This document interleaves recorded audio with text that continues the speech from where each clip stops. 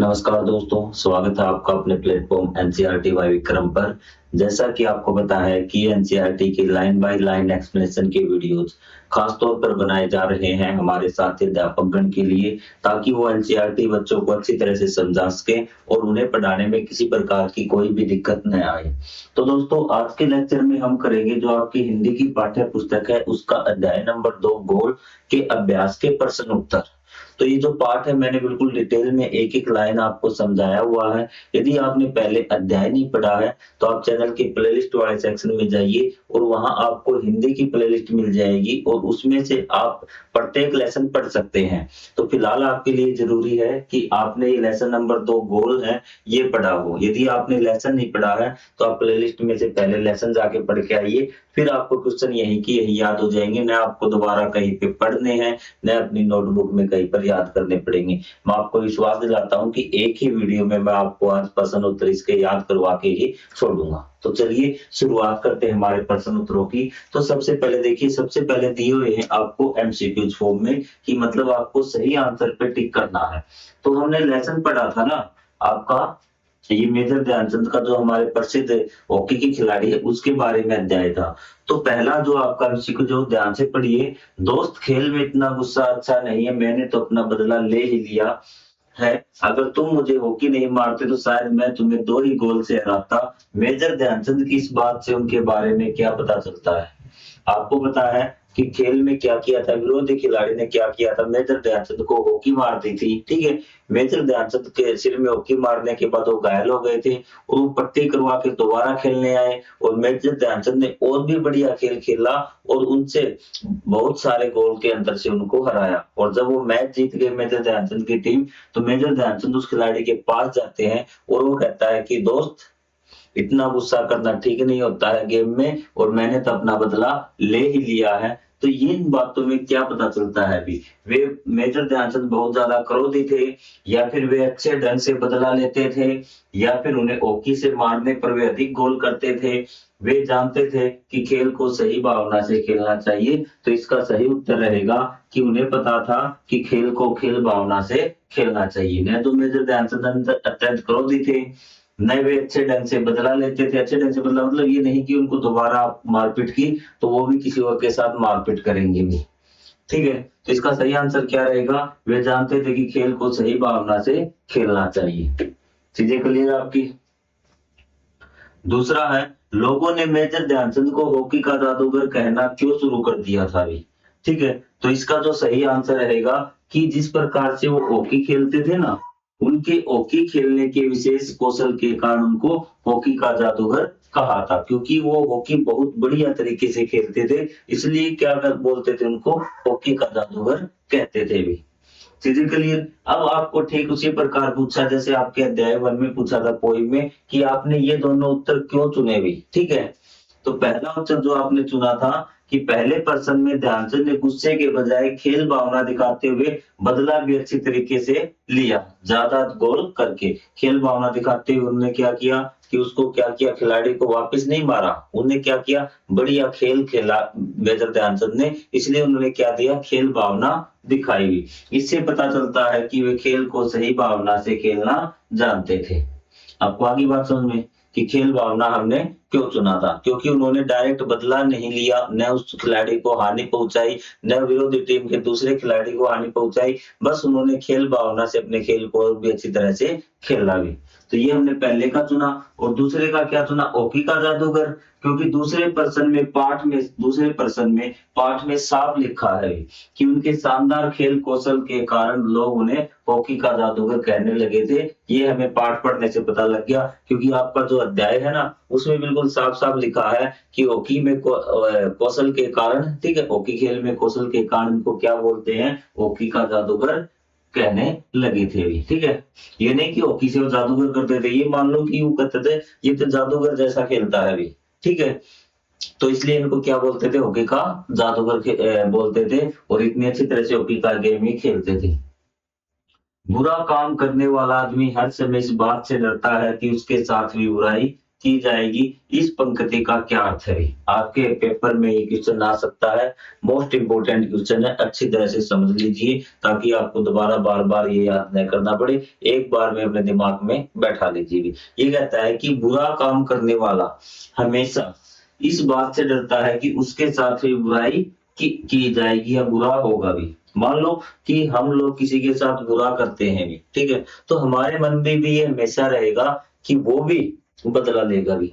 आपने किसी को मार दिया ना, तो आपके मन में हमेशा डर रहेगा कि वो भी तुम्हें कभी ना कभी मौका लगते ही मारेगा। आप हमेशा ही क्या रहेंगे, डरते रहेंगे। तो यही बात पूछी कि इस बात का क्या मतलब है? तो ये देखिए, इस पंक्ति का अर्थ है कि जो व्यक्ति गलत काम करता है, उसके मन में हमेशा डर बना रहता है भी, ठीक है? उसके मन में हमेशा डर बना रहता है कि उसके साथ भी गलत होगा। यह डर उसके पास हमेशा रहता है।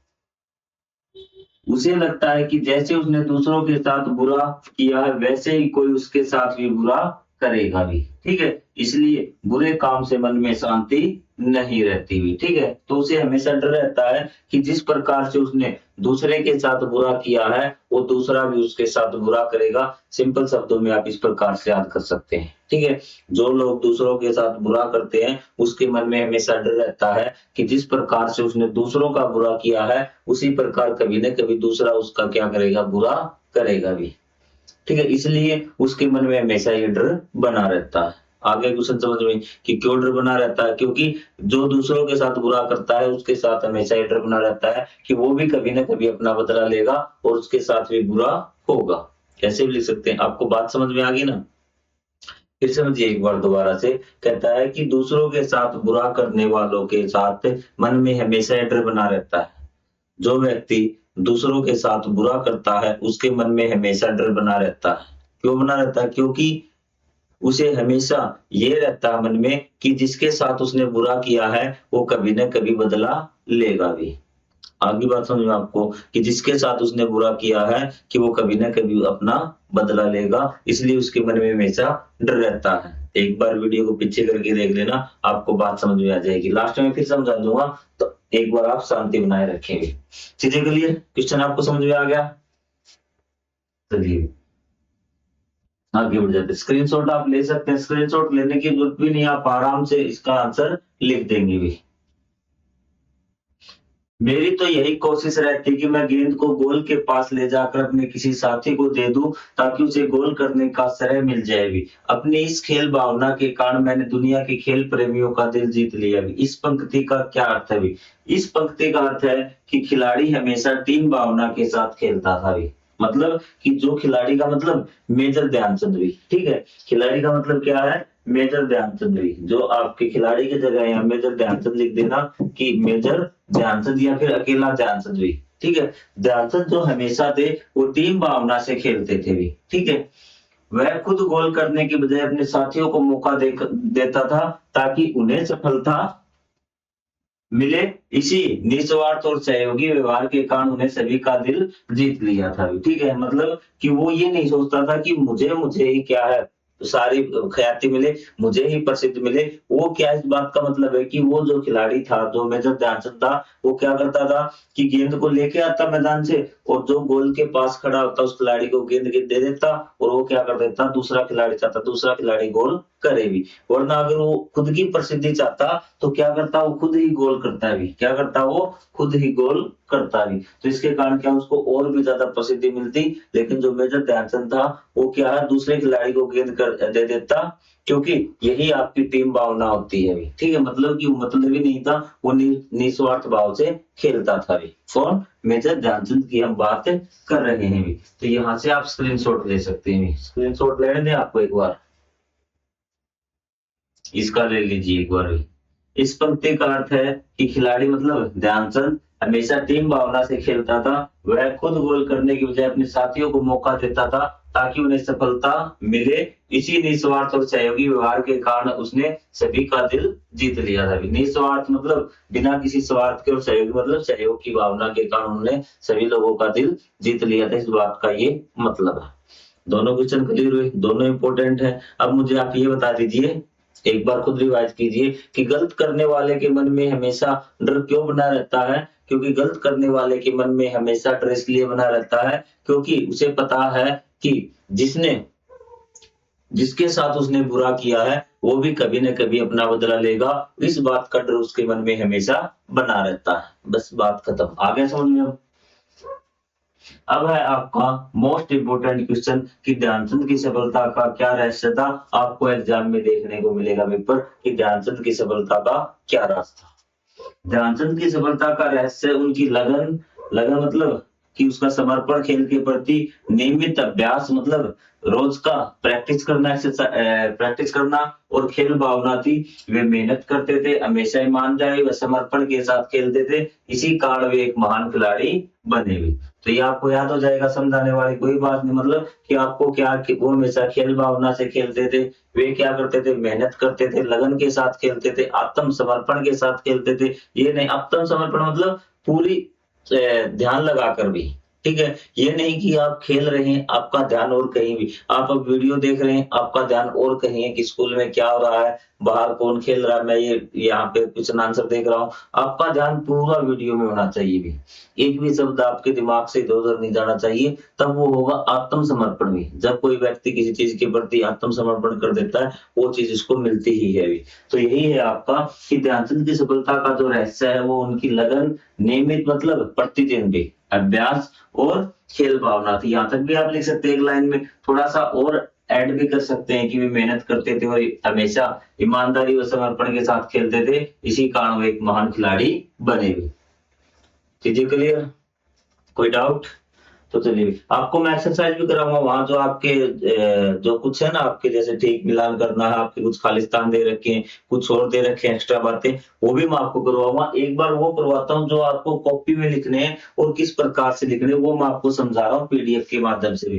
कोई क्वेश्चन न समझ में आए वो आप कमेंट कर देना, मुझे समझ में नहीं आया, मैं उस क्वेश्चन का स्पेशल एक वीडियो बना दूंगा और प्लेलिस्ट में ऐड कर दूंगा। हमेशा आपको प्लेलिस्ट से पढ़ना है। चीजें समझ में आ गई आपको? किन बातों से लगता है कि ध्यानचंद समय से पहले दूसरों को रखते थे भी? आपको कहता है कि खुद से पहले दूसरों को रखते थे। आपको वो वाली बात याद है क्या कि वो क्या करते थे कि वो गेंद को गोल के पास लाते थे और दूसरे खिलाड़ी को दे देते थे। इस बात से हमें पता लगता है कि वो सहयोग खेल टीम की भावना से खेलते थे भी, ठीक है। और वो सहयोग की भावना से निस्वार्थ खेलते थे, वही बात पूछी गई और आपको सारी बातें पता भी है ना। अब इसका क्वेश्चन का आंसर लिखने में आपको कोई प्रॉब्लम नहीं होगी। ध्यान से देखिए, पहले क्वेश्चन समझिए, किन बातों से लगता है कि ध्यानचंद स्वयं से पहले दूसरों को रखते थे? इस बात का पता उनके व्यवहार से चलता है भी। कौन से व्यवहार से चलता है कि वे गेंद को गोल के पास ले जाकर अपने साथी खिलाड़ियों को पास देते हैं। अब पास देना भी, अब ये वर्ड है ना, ये आपको परेशान करेगा, पास देना। ये खिलाड़ी एक है, ठीक है, इसके हाथ में ये हॉकी है भी, ठीक है, और ये खिलाड़ी दूसरा है और इसके हाथ में ये हॉकी है। जब ये गेंद को इस प्रकार करते हैं ना, दूसरे खिलाड़ी तक पहुंचते हैं, उसको बोलते हैं पास देना भी, पास करना, ठीक है, उसको बोलते हैं भी, ठीक है। तो वो क्या करते थे, गेंद को गोल के पास ले जाकर अपने खिलाड़ियों को पास दे देते थे भी। पास देते मतलब गेंद को देते थे ताकि उन्हें गोल करने का श्रेय मिले। इस बात से हमें पता चलता है कि वो स्वयं से पहले दूसरों को रखते थे। आपको आगे बात समझ में कि वो क्या करते थे, हमें उनके व्यवहार से पता चलता है, जैसे कि वो गोल के पास गेंद लाकर दूसरे खिलाड़ी को गोल करने का मौका देते थे। ये बात आपको समझ में आ गई, ठीक है, कि वो स्वयं से पहले दूसरों को रखते थे, मतलब दूसरों का ख्याल वो रखते थे। किस बात से पता चलता है कि हमें उनके व्यवहार से पता लगता है कि वो खुद गेंद को गोल के पास लाकर दूसरे खिलाड़ी को दे देते थे गोल करने के लिए। आपको आगे बात समझ में? अब समझिए कैसे, कुछ बच्चे को हॉकी के बारे में नॉलेज नहीं है तो मैं आपको बता देता हूँ। मैं, ये आपका मैदान है, ठीक है, यहाँ इसमें गोल करना होता है, इसमें गेंद आपको पहुंचानी होती है, ठीक है, इसमें इस बॉक्स के अंदर, ठीक है। जो जैसे क्रिकेट में आपको कोई भी गेम होता है उसमें पॉइंट रन बनते हैं ना, तो वैसे ही हॉकी में होता है गोल करना। यहाँ अपने मेजर ध्यानचंद है और यहाँ एक खिलाड़ी खड़ा दूसरा भी, ठीक है। यहाँ से वो गेंद लेके आए अपनी हॉकी से, मतलब दूसरे खिलाड़ी से बचाते हुए, वो यहाँ आकर यहाँ पर भी गोल कर सकते थे, खुद भी गोल कर सकते थे, लेकिन वो इस खिलाड़ी को पास कर देंगे, मतलब गेंद इस खिलाड़ी को दे देंगे ताकि ये खिलाड़ी गोल कर सके। तो यही इसकी भावना दिखाती है कि वो स्वयं से पहले दूसरों को रखते थे भी। अब भी आपको समझ में नहीं आया तो आपको थोड़ा सा और ध्यान देने की जरूरत है। आपको थोड़ा सुबह योग कर दी, मतलब आपका ध्यान कहीं और है अभी। ठीक है, तो क्वेश्चन आपके समझ में आ जाना चाहिए। फिर भी आपको बहुत ज्यादा मुश्किल लगता है तो एक बार कमेंट कर देना कि सर मुझे समझ में नहीं आया, मैं स्पेशल अलग से और आसान भाषा में वीडियो बनाने की कोशिश करूंगा अभी। अभी ध्यानचंद जी के स्थान पर आप होते तो क्या आप बदला लेते? यदि हाँ तो बताइए कि आप बदला किस प्रकार से लेते। तो बोल दो भाई, मैं तो उसकी, उसने क्या था, सिर पे मारी थी, मैं तो उस पे दो मारता, उसकी टांगे भी तोड़ देता भी, मैं तो इस प्रकार से बदला लेता। लेकिन आपको ऐसा आंसर नहीं देना है। आप अच्छे बच्चे हैं, ठीक है, आप भी गेम खेलते हैं चाहे पढ़ाई करते हैं, सारे आप में एक सदन मतलब एक अच्छे इंसान के गुण होने चाहिए। यदि मैं ध्यानचंद के स्थान पर होता तो मैं भी बदला लेता, लेकिन गलत तरीके से नहीं भी। बदला आपको लेना चाहिए पक्का हर बात का, ठीक है, लेकिन उसका तरीका गलत नहीं होना चाहिए भी, ठीक है। जैसे आपको कोई कह दे कि तुम फेल होगा भी, क्या होगा? तुम फेल होगा, तो ये नहीं कि आप उसको गाली दे भी, ठीक है, या फिर उसके साथ लड़ने लग जाए। उसने कह दिया कि मैं फेल होऊंगा, चलो कोई बात नहीं, तुम्हें देखूंगा, और आपको अच्छे से पढ़ना है और बहुत अच्छे नंबर मार्क लेके आना है, और फिर आप कहेंगे कि ये देख मैं पास हो गया। वो होता है बदला लेना भी। क्या होता है? बदला लेना, ठीक है। तो उसने कहा कि मैं स्थान पर होता तो मैं भी बदला, लेकिन गलत तरीके से नहीं, मैं अच्छे खेल का प्रदर्शन करके और अधिक गोल करके अपना बदला लेता, जिस प्रकार से ध्यानचंद ने लिया था। उसने और अच्छा गेम खेला और दो और ज्यादा गोल किए भी, ठीक है। मैं खेल भावना बनाए रखता और किसी को नुकसान नहीं पहुंचाता भी, ठीक है। आप यहाँ तक भी इस क्वेश्चन को लिख सकते हैं भी, ठीक है, और आगे लाइन ऐड भी कर सकते हैं। आपको आगे बात समझ में, यदि मैं ध्यानचंद के स्थान पर होता तो मैं भी बदला लेता, लेकिन गलत तरीके से नहीं।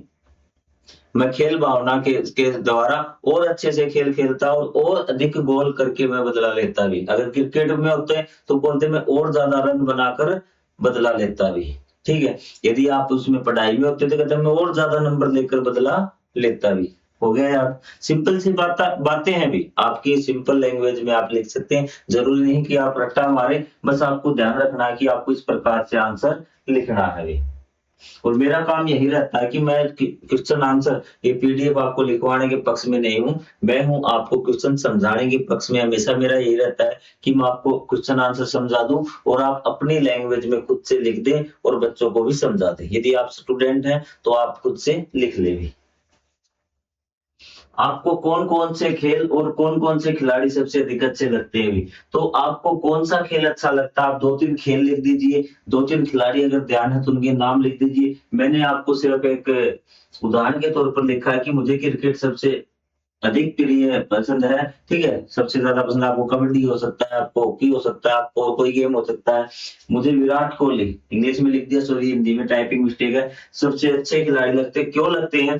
क्योंकि वो बहुत मेहनती हैं, अनुशासित है, बेहतरीन खिलाड़ी है, उनका खेल देखने देखने में रोमांचक होता है और वे हमेशा टीम के लिए अच्छा प्रदर्शन करते हैं, ठीक है? या फिर आप लिख सकते हैं मेरे खिलाड़ी ये हैं, वो क्या हमेशा बहुत अच्छे तरीके से खेलते हैं, वो खेल भावना से खेलते हैं, वो दूसरे खिलाड़ी का भी सम्मान करते हैं, वो टीम के प्रत्येक सदस्य का सम्मान करते हैं। तो इस प्रकार की बातें आपको लिखनी है, तो इसमें आपको कोई डाउट नहीं।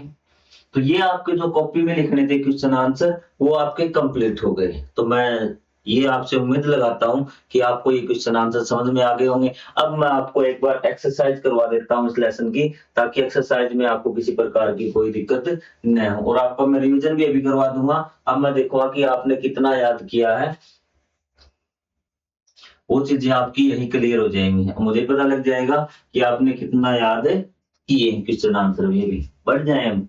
अब आप देखना किस प्रकार से आंसर देंगे भी, क्योंकि मैं जल्दी जल्दी आपको रिवीजन करवा रहा हूँ, और जो आपके ये ना जल्दी से बताओगे। नीचे दिए गए प्रश्नों का सटीक उत्तर कौन सा है?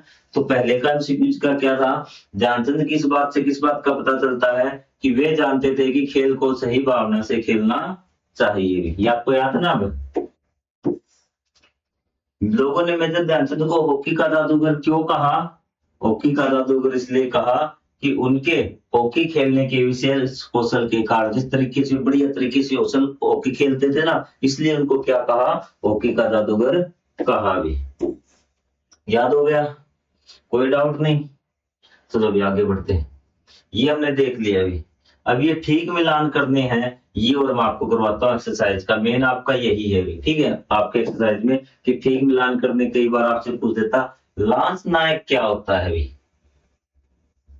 ठीक है। लांस नायक क्या होता है भी, स्वतंत्रता से पहले सूबेदार भारतीय सैनिक अधिकारियों का दूसरा बड़ा पद था भी, ठीक है।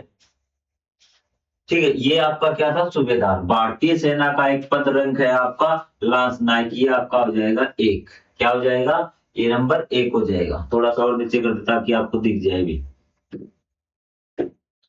ठीक है। भारतीय सेना का एक पद होता है, पद आप जैसे आपके स्कूल में होते हैं ना, क्लर्क है, आपके टीचर है, स्वीपर है, जो भी कुछ है, तो उसी प्रकार जैसे आपका सैनिक भर्ती हुआ, फिर उससे बड़ा सैनिक, उससे बड़ा सैनिक, तो उसको बोलते हैं पद भी, पद के अनुसार। तो ये लांस नायक क्या है, भारतीय सेना का एक पद रैंक है भी। बर्लिन ओलंपिक भी, ठीक है। बर्लिन ओलंपिक का मतलब क्या है कि 1936 में जो आपका जर्मनी में बर्लिन शहर में ओलंपिक हुए थे ना, तो उसके कारण शहर के नाम के कारण उनको बोलते हैं बर्लिन ओलंपिक। क्या बोलते हैं, बर्लिन ओलंपिक। तो इसका क्या आ जाएगा आपका, ये नंबर 4, ये नंबर 2 का आंसर है, ठीक है। इसमें कितने देशों ने भाग लिया था, 49 देशों ने भाग लिया था, ये बता। पंजाब रेजिमेंट क्या है भी, ठीक है। तो पंजाब रेजिमेंट है स्वतंत्रता से पहले अंग्रेजों की भारतीय सेना का एक दल भी। रेजिमेंट का मतलब क्या होता है, सेना का दल ही होता है। और पंजाब का मतलब कि जो नाम उसका रख रखा था पंजाब। तो ये आपका हो जाएगा नंबर 3। स्वतंत्रता से पहले अंग्रेजों ने बना रखी थी, क्योंकि आपको बताया कि 1936 की बात है, बर्लिन ओलंपिक की, तो उससे पहले की बात है। तो उस टाइम अंग्रेजों ने क्या, अपनी सेना की टुकड़ी बना रखी थी, ठीक है। सेना का दल था, अलग अलग टुकड़ी बोलते हैं दल को, समूह होते हैं, ठीक है। तो उस टुकड़ी में एक टुकड़ी का भी नाम क्या था, पंजाब रेजिमेंट था, ठीक है। आपका सैंपर्स एंड माइनर्स टीम, टीम आपका यहां से समझ जाएंगे कि ये क्या है आपका, एक हॉकी की टीम का नाम है। अंग्रेजों के समय का एक हॉकी दल था ये आपका। तो ये हो जाएगा नंबर आपका 4, ठीक है। सूबेदार क्या होता है कि जो भारतीय सेना है ना, तो उसमें पहले सूबेदार भारतीय सैन्य अधिकारियों का दूसरा सबसे बड़ा पद था।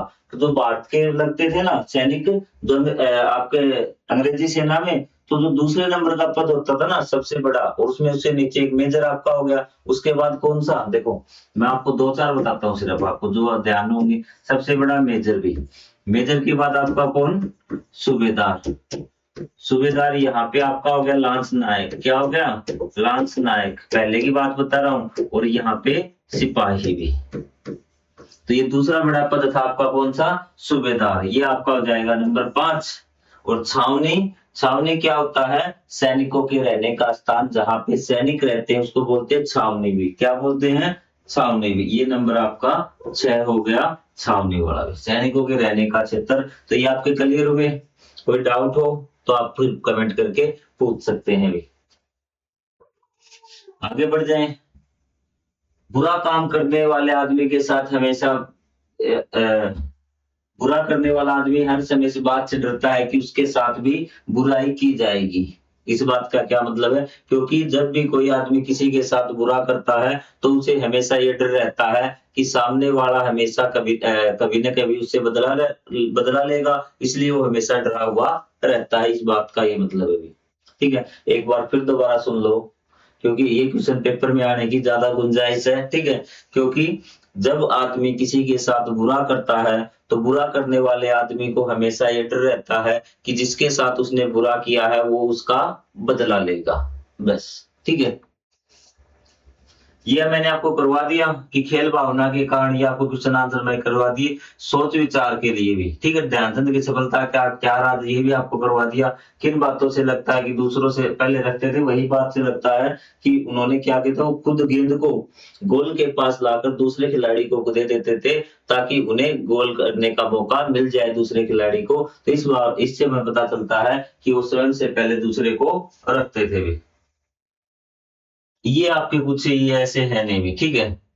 ये आपको ऐसा आएगा नहीं एग्जाम में, ठीक। इसने कहा था कि जोड़े बनाने हैं भी, ठीक है। इस प्रकार के जहां दो वर्ड एक जैसे, वहां पे जोड़े बनाने। यहाँ पे आपका जो पूरा अध्याय वहां पे कंप्लीट होता है। यहाँ पे कुछ आपका बचता नहीं। ध्यानचंद की जगह आप क्या होते हैं, ये दोनों क्वेश्चन आपकी बात मोस्ट इंपोर्टेंट, इनको देख लेना भी। यहाँ पे बता रखा है कि समाचार पत्र पढ़ते हैं तो आपको एक खेल पृष्ठ आता है, और वहां पे क्या है कि वहां पे खेल की एक न्यूज आती है, उसमें से कोई भी एक खेल की न्यूज आप लिख सकते हैं। मान लीजिए आप खेल संवाददाता मतलब खेल की खबर देने वाला भी, ठीक है। तो और किसी खेल का आपको देखा प्रसारण कर रहे हैं भी, ठीक है, अपने समूह के साथ की कक्षा में खेल का आपको देखा हाल प्रस्तुत कीजिए। मतलब कि मान लो कि आप संवाददाता है, यहाँ पे आना था कमेंटेटर भी, क्या आना था, कमेंटेटर। जो आपका खेल संवाददाता है वो आपका क्या है, वो तो खेल की खबरें बताएगा, लेकिन आंखों देखा जो हाल वर्णन करता है वो करता है कमेंटेटर भी, ठीक है। आपको बताना है कि बॉल बाउंड्री लाइन की तरफ जा रही है, वहां पे उसने बॉल फेंकी, आपने सुना होगा ना। कभी क्रिकेट का मैच देखना, आपको हिंदी में देख लेना तो अलग अलग भाषाओं में वो बताते हैं कि बॉलर गेंदबाज ने गेंद फेंकी, गेंद आपकी गई, बैट्समैन ने हिट करी, वो बाउंड्री लाइन से 4 रन मिल गए, ठीक है। तो सारी बातें बताता, आपको देखा हाल की ग्राउंड में क्या चल रहा है, तो उस प्रकार की कमेंटेटरी आपको करके देखनी है। तो खास ज्यादा इंपॉर्टेंट नहीं, इंपॉर्टेंट बातें थी वो मैंने आपको करवा दी। तो मिलेंगे अगले चैप्टर में, तब तक के लिए जय हिंद, जय Bharat, thank you very much.